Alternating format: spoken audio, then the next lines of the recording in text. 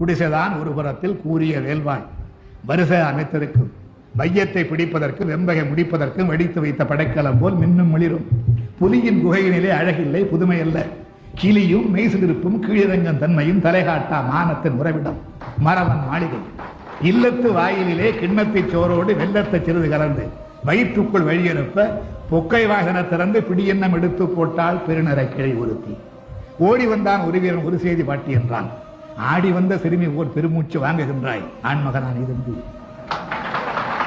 ஆடி வந்த சிறுமி ஓர் பெருமூச்சு வாங்குகின்றாய் ஆண்மகனான் இதம்பி.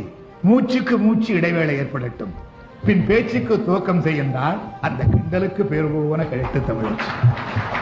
வேடிக்கை நேரம் இதுவல்ல பாட்டி, உன் வாடிக்கை கேலியை விட்டுவிடு. மடிந்தான் உன் மகன் களத்தல் என்றான். மனம் முடிந்து நிமிர்ந்தால் தாய் கேள்வி ஒருமுறை.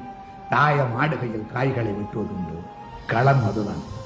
தாயம் ஆடுகையில் காய்களை வெட்டுவதுண்டு, களம் அதுதான். காயம் மார்பிலா முதுகிலா என்றான். முதுகில் என்றான்.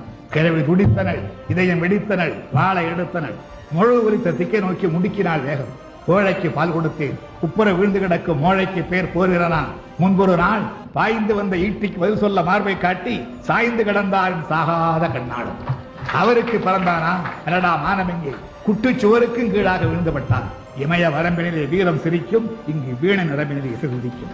அதுவும் மானம் மானமென்றே முழக்கும். ஏடா மரத்தமிழ் குடியிலே மாசு தூவி விட்டாய், தின்று கொடுத்தாய், தீர்வாய்ந்த தோள்கள் எங்கே தினவெடுக்கவில்லையோ அந்தோ என்று கதறினாள்.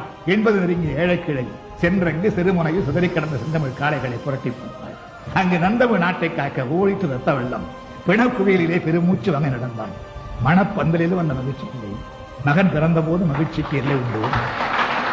அவன் இறந்து கிடந்தான் ஈட்டிக்கு மார்பு காட்டி. அறுத்தெறிய இருந்தேன் அவன் குடித்த மார்பை. அடடா கருத்தெறிய பொய் சொன்ன கைவன் எங்கே, வாள் எங்கே, அவன் நாக்கெங்கே.